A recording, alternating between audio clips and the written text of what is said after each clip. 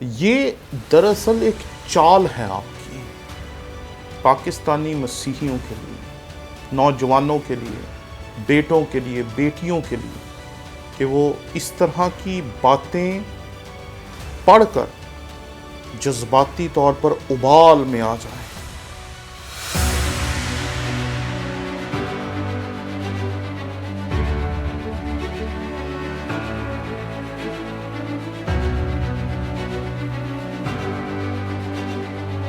ہم نے آپ کے شوق کی قدر کرتے ہوئے ایک نیا یوٹیوب چینل شروع کیا جس کا نام ہے ٹونی ولیم آفیشل۔ اس پہ ہم نے کوشش کی کہ اپنے تمام کورسز جو پچھلے 15 سال میں ہم پڑھاتے رہے ہیں وہ ڈال سکیں تاکہ آپ اس سے بہتر طور پر سیکھ سکیں۔ اس لیے آپ جلدی سے جلدی اس چینل کو جا کر سبسکرائب کریں۔ جب اس کے 1000 سبسکرائبرز پورے ہو جائیں گے ہم اسی دن سے اس پہ اپنے کورسز ڈالنا شروع کر دیں گے، اس لیے جلدی کریں تاکہ ہمارا ٹارگٹ اچیو ہو اور ہم اس پہ اپنے مٹیریل کو ڈالنا شروع کر سکیں۔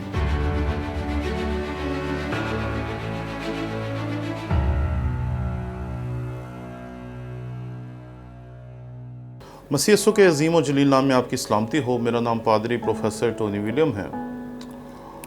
ہمارے ایک بزرگ ہیں جنہوں نے کم و بیش 6 ماہ پہلے مجھے کہا کہ آپ فلاں شخص کی جو ویڈیوز ہیں جس میں وہ بہت بدتمیزی سے پیش آ رہا ہے اور بہت بدتمیزی کر رہا ہے، ہمارے مسیحی ایمان کے بارے میں اس کے اوپر بات کریں۔ میں اکثر کوشش کرتا ہوں کہ ایسے لوگوں کو جنہیں بات کرنے کا طریقہ نہیں ہے ان سے بات نہ ہی کروں۔ حال ہی میں دوبارہ ہمارے ان عزیز نے ہمیں ایک میسج بھیجا اور انہوں نے کہا کہ اگر آپ پوری دنیا کے لیے ویڈیوز بنا سکتے ہیں اور میرے لیے نہیں بنا سکتے تو پھر کیا فائدہ۔ ان کی اس درخواست پہ میں آج آپ سب سے بات کرنا چاہتا ہوں۔ آج جتنے بھی ناقدین مسیحیت کے اوپر اعتراضات کرتے ہیں وہ سب جو پرانی پوشاک ہے اسے نئے کپڑوں کا پیوند لگا کر پیش کرنے کی کوشش کرتے ہیں۔ کتاب مقدس میں یہ بات واضح طور پر لکھی ہے، کورے کپڑے کا پیوند پرانی پوشاک میں کوئی نہیں لگاتا کیونکہ وہ پیوند پوشاک میں سے بھی کچھ کھینچ لیتا ہے اور وہ زیادہ پھٹ جاتی ہے۔ لیکن ہمارے پاکستانی معاشرے میں پرانے اعتراضات کو لے کر انہیں دھو دھا کر چمکا کر دوبارہ سے ہمارے بچوں کے سامنے پیش کر دیا جاتا ہے۔ کوئی نیا اعتراض ہو تو بات بنے۔ اتنے پرانے اعتراضات جن کے اوپر کتابوں کی کتابیں لکھی ہمارے استادوں نے، ان استادوں نے جو پچھلی صدیوں میں ہوئے۔ ایک شخص نے کہا کہ مریم مگدلینی ایک آوارہ عورت سے مسیح خداوند محبت کرنے والا ہے۔ میں جب یہ پڑھا تو میں اس کی ذہنیت کے اوپر حیران رہ گیا کہ مجھے لگا جیسے یہ شخص نہیں بات کر رہا، مرزا غلام احمد قادیانی بات کر رہے ہیں، کیونکہ یہ ان کے اعتراضات تھے۔ تو یہ پرانی پوشاک ہیں جس کو یہ نئے پیوند لگا کر ہمارے سامنے پیش کرنے جا رہے ہیں، کیونکہ مسیح خداوند کے اوپر ایسی دشنام ترازی، ایسے اعتراضات کرنا، ایسی بدتمیزیاں کرنا قدیم مناظرین کا خاصہ تھا۔ لیکن آج اگر 2021 میں بھی کوئی ایسے اعتراض کر رہا ہے تو یہ ناقابل قبول بات ہے۔ کیا ایسے الفاظ کسی عام انسان کے لیے استعمال کرنا واجب ہیں؟ مسیح خداوند نے گنہگاروں کو گلے لگایا، کوڑیوں کو گلے لگایا اور اس دنیا کے بیمار سے بیمار شخص کو اپنے گلے لگایا۔ کیوں؟ کیونکہ وہ خالق ہیں، اور اس کے لیے مخلوق ہے اور وہ خاک ہے۔ آپ کیا سمجھ رہے ہیں کہ خالق مخلوق کے عشق میں مبتلا ہو گیا؟ کیسی بات کر رہے ہیں؟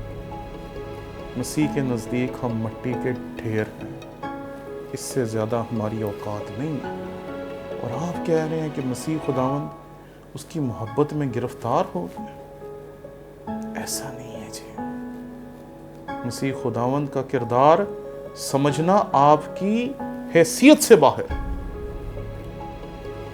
پھر لکھتے ہیں کہ وہ آوارہ عورتوں سے کہتا تھا کہ میرے پاؤں پہ عطر ڈالو اور اپنے بالوں سے صاف کرو۔ کتاب مقدس میں جہاں بھی یہ واقعات آئے، مسیح خداوند نے خود کسی کو نہیں کہا ایسا کرو، لوگوں نے آنسوؤں سے اس کے پاؤں دھوئے۔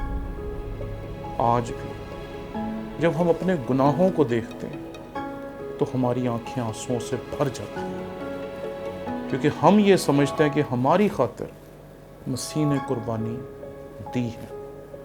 تو اگر ان گناہ گار عورتوں نے یہ سمجھا کہ ہمیں اپنے آنسو اور اپنا عطر مسیح خداوند کے لیے بہانا چاہیے، تو یہ آپ کے لیے اتنی پریشان کن بات کیوں ہے؟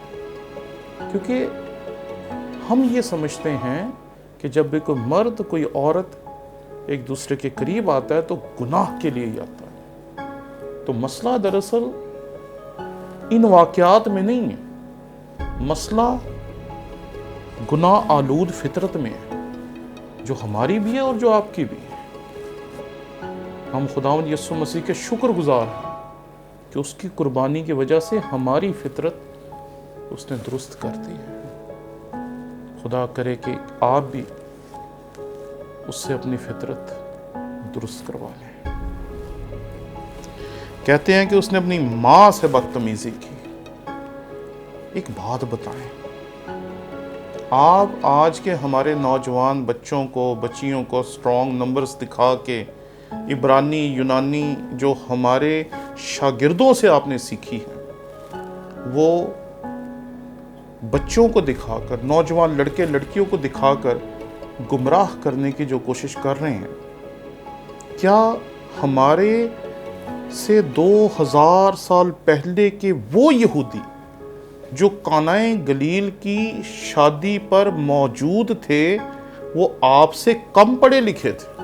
انہیں آپ سے کم عبرانی یونانی آتی تھی؟ ان میں سے تو کسی نے نہیں کہا کہ بھئی تو اپنی ماں کو کیسے پکار رہا؟ پتہ کیوں نہیں تھا؟ کیونکہ مسیح خداوند نے جو کچھ کہا تھا اپنے معاشرے کے مطابق درست کہا تھا۔ لیکن آج 2021 کے عالم جو نہ عبرانی کو جانتے ہیں پورے طور پر، نہ یونانی کو جانتے ہیں، وہ ہمیں دکھا رہے ہیں دیکھیں جی یہ لکھا، دیکھیں جی یہ لکھا۔ ایسا ہے نہیں جی۔ اور آگے کہتے ہیں اپنے بھائیوں سے جھوٹ بولتا ہے۔ مسیح نے کبھی کسی سے جھوٹ نہیں بولا۔ میں نے اس پہ بڑے واضح طور سے بات کی ہے، آپ جا کے ہماری اس ویڈیو کو دیکھیں۔ مسیح خداوند نے کہا ابھی میرا وقت نہیں آیا۔ آپ انسان ہیں، ہم انسان ہیں، ہمارا کوئی وقت ہی نہیں، لیکن وہ خدا ہے، کامل خدا، مجسم خدا۔ اس کے ہر کام کرنے کا وقت ہے، اس کا ہر کام کسی نہ کسی وجہ کے تحت۔ اس لیے اس نے کہا ابھی میرا وقت نہیں آیا۔ جب اس کا وقت آیا تو اس نے اپنے وقت پہ سب کام کیا۔ اس لیے آپ کہہ سکتے اس نے جھوٹ بولا۔ اور کہتے ہیں 40 دن تک شیطان کے ساتھ جانے والا کھاؤ اور شرابی میں خور نہ نبی ہو سکتا ہے، نہ خدا نہ شریف آدمی۔ آپ کے پاس تو عدل کا ترازو ہے جس میں آپ یہ ناپتے ہیں کہ کون شریف آدمی ہے، کون شریف آدمی نہیں، کون خدا ہے، کون خدا نہیں، کون نبی ہے، کون نبی نہیں۔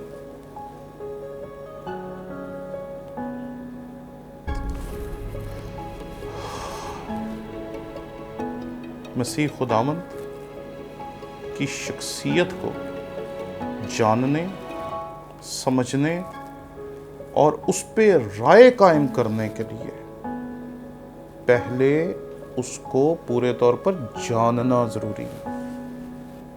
آپ انگریزوں کی کتابیں پڑھ کے، انگریزوں کی نقل مار کے، مرزا غلام احمد قادیانی کی کتابوں کے حوالے پڑھ کے ہمیں یہ باتیں بتا رہے ہیں۔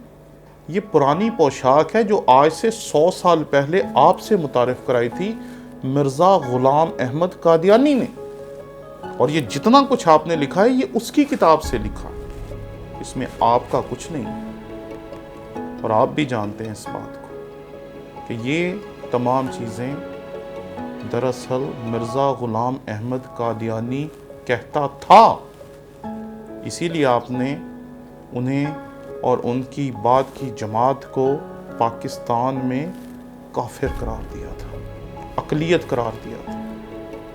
میں اس بات کے حق میں یا مخالفت میں کچھ بھی نہیں کہنا چاہتا، لیکن یہ کہنا چاہتا ہوں صاحب 2021 ہے، 2021 کے اعتراض نکالو۔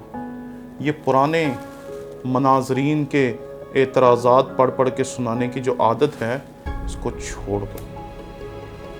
آپ نے جو کچھ لکھا ہے، ایسا میسج رسیو کرنے پہ ہمارے بچوں کے اوپر آپ کیا کیا ظلم کرتے ہیں ہمیں نہیں پتا۔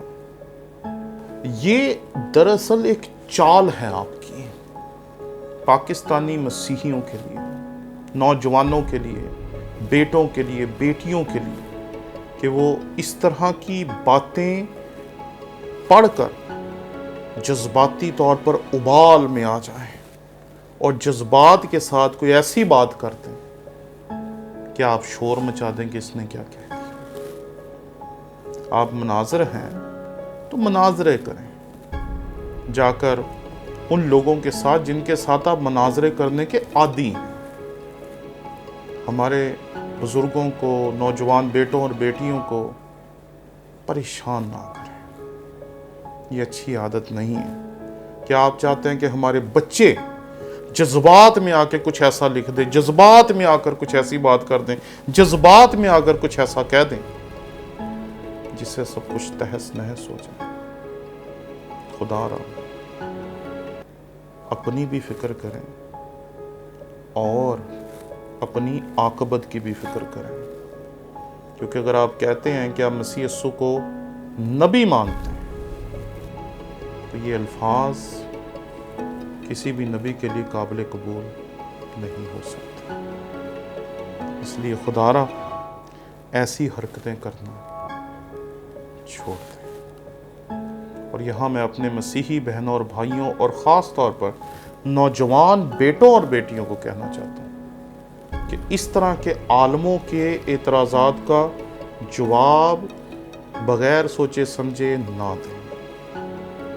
یہ تو وہ کام ہے جو بہت سوچ سمجھ کے کرنے پڑتے ہیں، اس لیے کبھی بھی ہو سکتا ہے کہ آپ اس کے چنگل میں پھنس جائیں اور جذبات میں کچھ ایسا کہہ بیٹھیں جس سے سب کچھ ختم ہو جائے۔ خدا پاکستان کے مسیحیوں کو، اقلیتوں کو اور اکثریت کو اس طرح کے فتنہ پھیلانے والوں سے محفوظ رکھے۔